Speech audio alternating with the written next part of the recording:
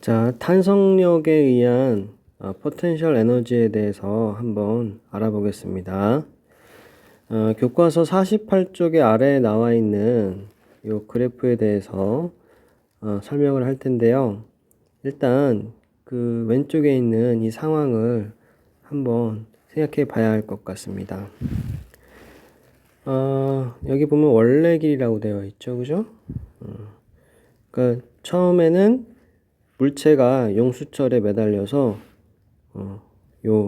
요렇게 되어 있었을 것입니다. 요 물체를 물론 마찰이 없어야겠죠. 탄성력만 존재한다는 가정 아래 이 상태를 우리가 평형 상태라고 합니다.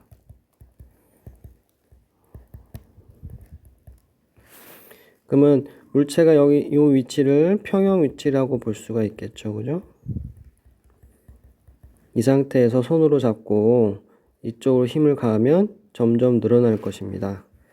늘어나서 최대한 여기까지 요만큼을 이제 힘을 작용시켜서 이동시킨 거죠. 요 이동시킨 거리는 뭐 임의로 크게 할 수도 있고 작게 할 수 있기 때문에 x라고 합시다. 변형 길이라고 합시다. 변형 길이. 그러면은 힘을 줘서 이만큼 이동시켰기 때문에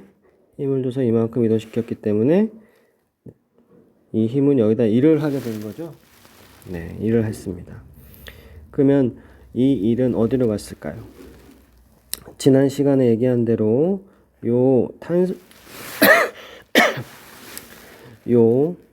용수철에 저장이 되어 있을 것입니다. 즉 잠재적인 에너지, 포텐셜 에너지로 저장이 되어 있습니다. 이 순간 손을 놓으면은 이 물체는 가만히 있지 않고 늘어난 용수철에 의해서 아마도 왼쪽으로 힘이 작용할 것입니다. 이때 작용한 힘은 탄성력이라고 합니다. 이 탄성력에 의해서 점점 어떻게 돼요? 네, 이동 방향과 힘의 방향이 일치하기 때문에 점점 속도가 증가할 것입니다. 그러다가 처음 평행 위치에 도달할 때까지 속도가 계속 증가하겠죠? 그럼 평형 위치에 도착하면은 이 물체는 어떻게 되느냐? 이때는 힘이 0이 됩니다. 왜냐면 변형 길이가 없기 때문에 탄성력도 0이 되는 것이죠. 그렇다고 해서 이 물체가 여기서 딱 정지할 수 있을까요? 네, 정지할 수 없습니다. 이 물체는 관성이라는 게 있기 때문에 관성에 의해서 이 용수철을 더 밀고 들어갈 것입니다. 자, 그러면 봅시다. 용수철이라는 것이 이렇게 있을 때 이쪽으로 늘렸을 경우 탄성력은 왼쪽으로 작용하겠죠, 그죠? 다시 용수철을 오른쪽으로 늘렸을 경우에는 탄성력이 왼쪽으로 작용하고, 반대로 용수철을 압축했을 경우에는 탄성력이 어디로 작용합니까? 네, 오른쪽으로 작용할 것입니다.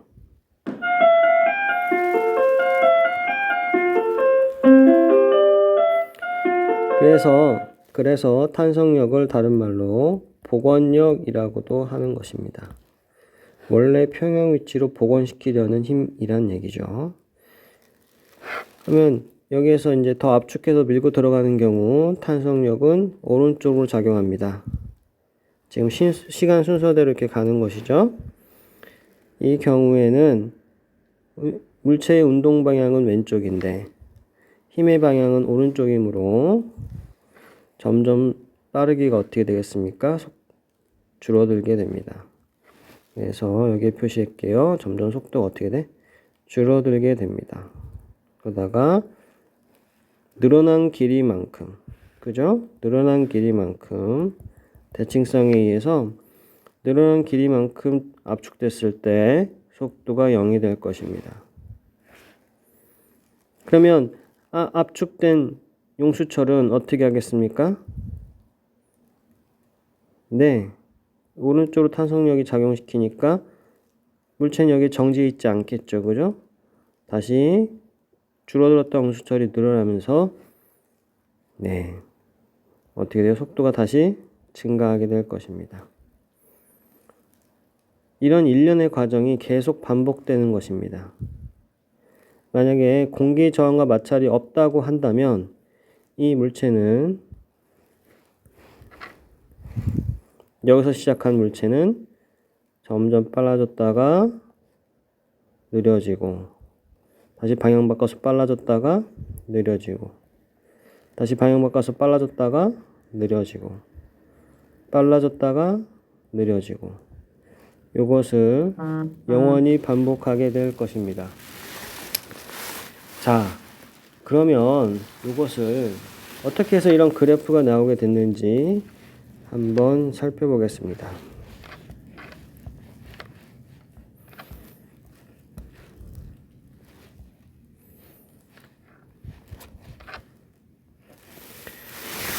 자, 일단 탄성력에 대해서 한번 살펴봅시다. 잠시만요.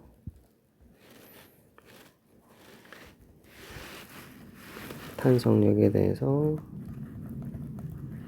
살펴보겠습니다. 다른 말로 뭐라고도 한다고요? 예, 복원력이라고도 합니다.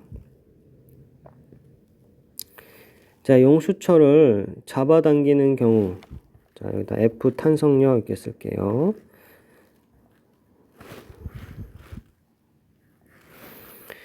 용수철을 잡아당겨봐서 알겠지만 처음에는 적은 힘을 줘도 쉽게 늘어납니다. 근데 늘어난 길이가 커지면 커질수록 어떻게 돼요? 탄성력의 세기가 세어짐을 알 수 있습니다. 반대로 용수철을 압축시키는 경우 조금 압축시켰을 때는 힘이 덜 들지만 압축을 하면 할수록 더 많은 탄성력이 작용함을 우리 경험적으로 알고 있습니다. 늘어나는 경우와 압축하는 경우 모두 똑같은 양상을 보입니다. 자, 그래서 탄성력은 변형 길이의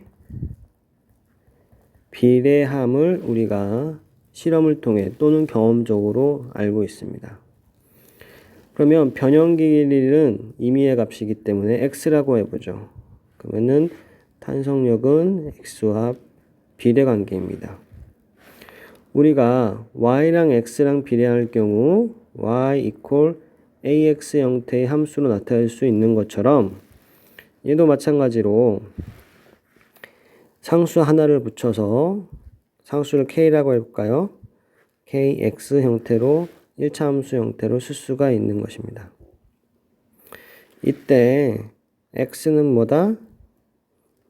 상수다. x는 뭐다? k는 상수고 x는 변형 길이입니다. 고무줄인 경우에는 늘어난 길이라고 할 수가 있겠죠. 같은 말입니다.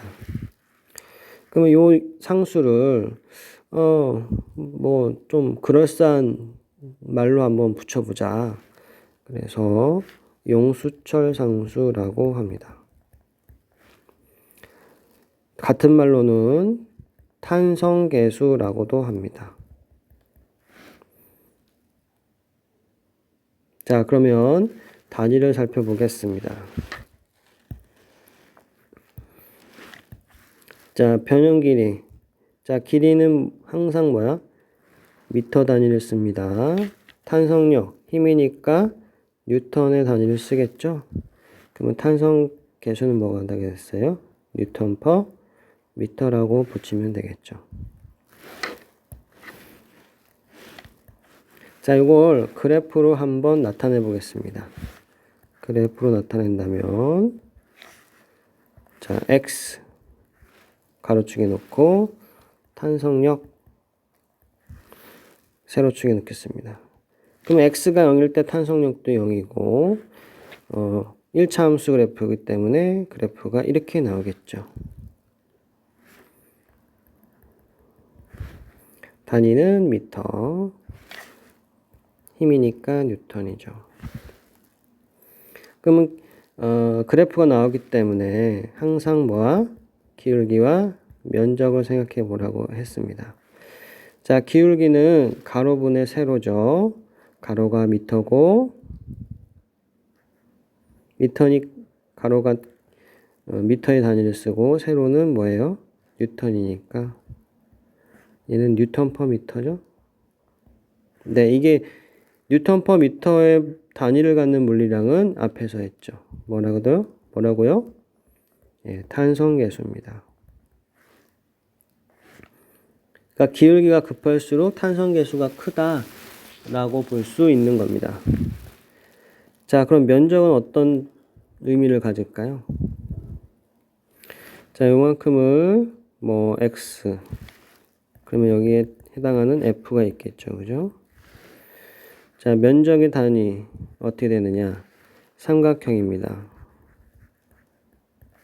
2분의 1은 단위가 없고 삼각형의 면적 2분의 1 곱하기 가로 곱하기 세로, 가로는 미터고 세로는 뉴턴이니까 뉴턴 미터가 되겠죠. 자, 뉴턴 미터와 같은 물리량 우리가 일할 때 배웠었죠. 워크는 1은 W는 FS니까 뉴턴 미터다. 뉴턴 미터다. 뉴턴 미터는 줄과 같다고 했습니다. 예, 얘는 줄과 같습니다. 줄은 뭐와 뭐의 단위죠? 1도는 에너지의 단위입니다. 자, 그러면 자 봅시다. 이렇게 마찰이 없는 면 위에 평형 위치를 하고 합시다. 즉 x 이퀄 0인 지점이죠. 그죠? 자, 여기서 x만큼 늘린 겁니다.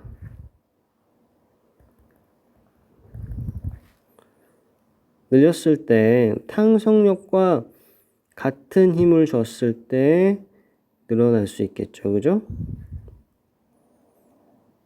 예. 외력을 작용시켜서 이쪽으로 이동시킨 겁니다. 그러면 탄성력과 똑같은 힘으로 당겼고 그 힘이 한 일이 있겠죠. 그렇습니다. 외력, 저만큼 x만큼 늘렸을 때 외력이 한 일이 바로 요 삼각형 면적에 해당하는 1입니다.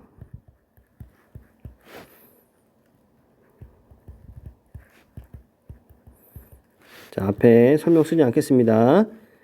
다시 탄성력과 똑같은 외력을 줘서 x만큼 당겼을 때 그 외력이 한 일입니다. 그리고 이 외력이 한 일은 다른 데로 도망가는 것이 아니라 뭐와 같다고 했죠? 예, 포텐셜, 위치 에너지, 포텐셜 에너지로 용수철에 저장된다고 했습니다. 구체적으로 쓰면 탄성력에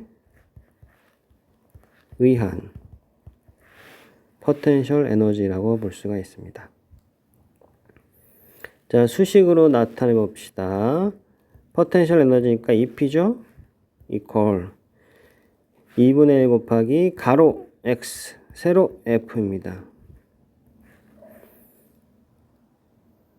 근데 이 외력은 탄성력과 똑같은 힘을 작용시켜서 늘어난 거기 때문에 F는 KX라고 볼 수가 있겠죠? 그래서 다시 쓰면 2분의 1 곱하기, 자 봅시다. KX인데 X가 하나 더 있으니까 K 곱하기 X제곱이라고 쓸 수가 있어요. 우리가 중력에 의한 포텐셜 에너지가 mgh였죠? 자, 탄성력에 의한 포텐셜 에너지는 2분의 1 kx제곱입니다. 자, 마찬가지로 단위가 중요합니다. 단위 한번 살펴봅시다. 자, 탄성계수, 용수철 상수의 단위는 뉴턴 퍼 미터라고 했죠. 여기에다가 x는 늘어난 길이, 변형 길이니까 길이는 무조건 미터입니다. 근데 제곱을 했으니까 제곱이 들어가겠죠. 자, 그러면 미터 하나씩 날라가서 결국 남는 건 뉴턴 미터. 뉴턴 미터는 뭐랑 같다? 예, 줄과 같습니다. 모양이 무엇과 동일한가요? 예, 모양이 운동 에너지. 죄송합니다. 운동 에너지인 2분의 1 mv제곱 형태와 동일합니다. 그러니까 외우기는 어렵지가 않습니다.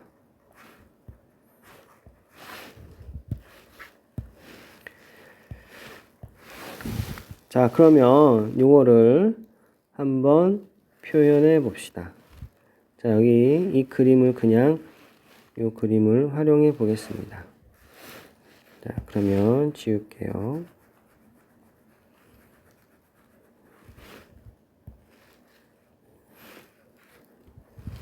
자, 탄성력에 의한 탄이라고 적겠습니다. 포텐셜 에너지는 2분의 1 kx의 제곱이다. 자, 요거를 그래프로 그대로 올려보면 이렇게 되겠죠.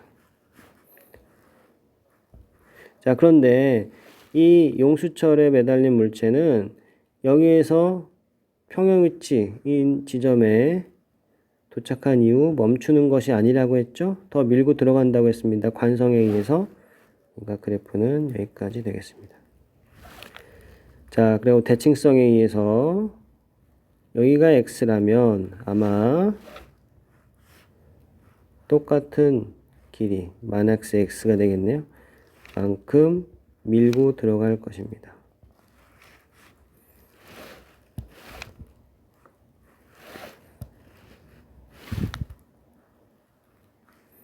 자, 그럼 세로축은 뭘로 잡아야 될까요?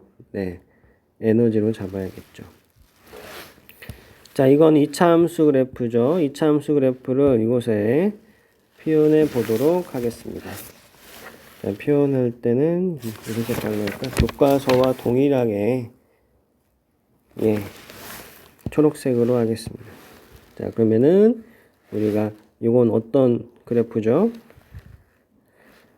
일단 x가 0일 때 2p 또 0이죠? y = ax 제곱 형태의 그래프입니다. 그럼 x가 0일 때 y도 0이니까 0,0을 지나고 맞죠? 그리고 탄산계수는 양수이기 때문에 아래로 볼록한 형태가 될 것입니다. 그래서 아마도 이렇게 될 것이다. 자, 됐죠? x 이후 마이너스 x 밑에 다시 마이너스 x와 x 사이만 운동하기 때문에 나머지는 그릴 필요가 없는 것이죠. 자, 이것이 바로 탄성력에 의한 위치 에너지다. 자, 그러면 우리가 앞에서 배운 무슨 보존 법칙? 역학적 에너지 보존 법칙에 의하면 마찰력이 없을 때, 공기저항 마찬가지죠. 없을 때 운동 에너지와 위치 에너지, 포텐셜 에너지의 합은 일정하다라고 했어요. 일정하다. 따라서 운동 에너지는 봐봐요. 자, x, 그러니까 물체가 이 지점에 있을 때를 한번 가정해 봅시다. 위치 에너지는 요만큼이 되겠죠, 그죠? 그 다음에 x가 최대로 늘어났을 때는 위치 에너지가 이만큼이 되겠죠, 그죠? 그럼 이 지점에서는 봐요. 얘가 왔다 갔다 하면서 여기 마이너스와 x를 왔다 갔다 하면서 양쪽 끝에서 속도가 얼마라고 했습니까? 0이 될 거라고 했죠, 그죠? 그러면 속도가 0이면 운동 에너지도 뭐예요? 0이겠죠. 따라서 운동 에너지는 요 점에서 0일 겁니다. 그리고 운동 에너지와 포텐셜 에너지 합은 일정하기 때문에 물체가 요 지점에 있을 때는 요만큼이 바로 운동 에너지 값이 될 것입니다. x가 작아질 때는 요만큼이 운동 에너지 값이 되겠죠, 그죠? 그런 것을 고려했을 때 얘는 어떻게 되죠? 그래프가 이렇게 될 것입니다.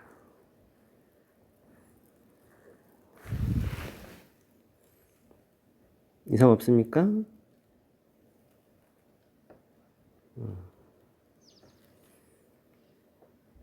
괜찮나요?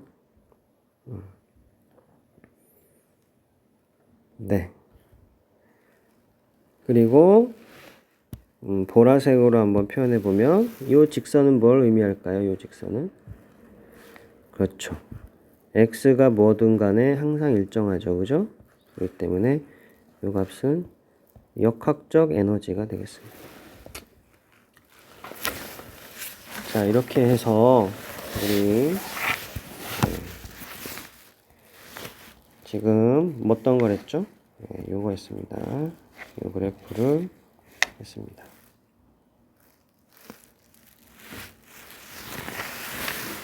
자, 교과서 읽어볼게요. 용수철에 연결된 물체, 탄성력을 받는 겁니다. 진동할 때. 진동이 뭐예요? 제자리에서 부르르 떠는 거죠. 즉, 구체적으로 엄밀히 얘기하면 제자리에서 주기적으로 왕복 운동을 하는 것입니다. 예. 진동할 때도 탄성력의 포텐셜 에너지와 운동 에너지는 서로 전환된다. 이때 마찰이나 공기 저항을 받지 않는다면 탄성력의 포텐셜 에너지와 운동 에너지 합인 역학적 에너지는 일정하다.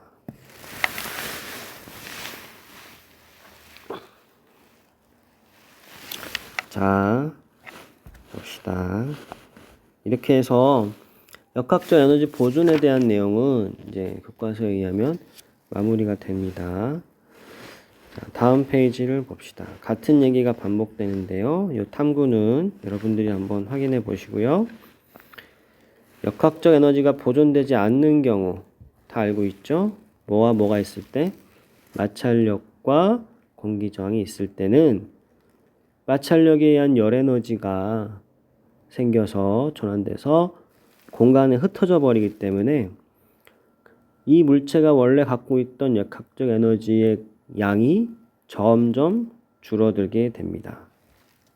자, 여기 써 있죠. 마찰력이 한 일에 의해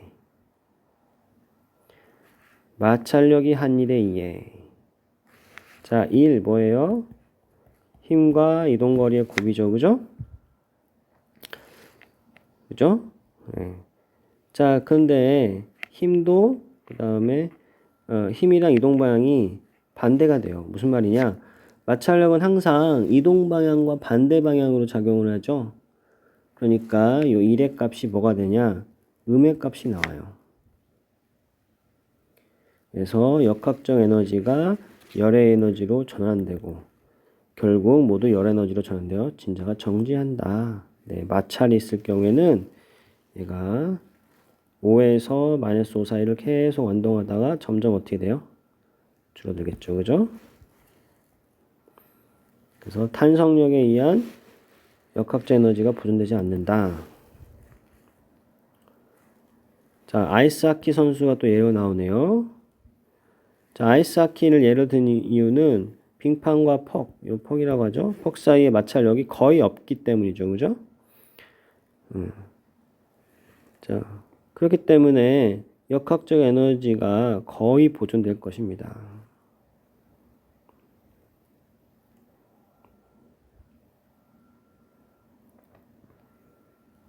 네, 그 다음에 또 예를 든 것이 번지 점프죠. 그죠? 이 번지 점프가 사실은 굉장히 좀 복잡한 내용입니다. 자, 이 친구가 자유낙하를 해요. 줄을 없이 그냥 자유낙하하면 어떻게 돼요? 뭐 땅에 부딪혀서 크게 다치겠죠. 그죠? 그러면 얘가 갖고 있던 위치 에너지는 뭘만 생각하면 돼요? 중력에 의한 위치 에너지만 생각하면 됩니다. 근데 번지 점프를 하면 어때요? 줄을 매달잖아요. 근데 줄에는 탄성이 있는 줄을 써야 되거든요. 그러니까 뭐까지 추가되는 거예요? 탄성력에 의한 위치 에너지까지 추가되는 겁니다. 거기에 역학적 에너지다 하면 뭐예요? 운동 에너지까지 생각해 줘야 되죠. 우리가 역학적 에너지 하면 딱 포텐셜 에너지와 운동 에너지 두 개만 생각하는 경향이 있는데 이 번지 점프의 경우에는 탄성력에 의한 위치 에너지까지 생각해 줘야 돼서 항이 3개가 나옵니다. 그래서 요거를 탄성력의 위치 에너지를 빠뜨리는 경우가 많은데 사실은 이 세 개를 다 더해야 바로 역학적 에너지라고 볼 수 있는 거예요. 그러니까 문제를 정성적으로 해석하기는 쉽겠죠. 하지만 정량적으로 해석하기에는 조금 까다롭습니다. 만약 문제에 이런 문제 나온다면 같이 살펴보도록 하죠. 그때는. 어쨌든 번지 점프를 계속하면 진동을 막 하겠죠. 그죠? 왜요? 탄성력에 의한 위치 에너지 때문에 진동을 하게 될 겁니다. 탄성력 때문에. 그러다가 진동한 이후에는 어떻게 돼요? 더 이제 진동을 안 할 때가 오겠죠. 그죠? 그때는 왜 그러냐? 공기 저항과 마찰력에 있는 에너지로 전환되기 때문에 보존되지 않기 때문이죠.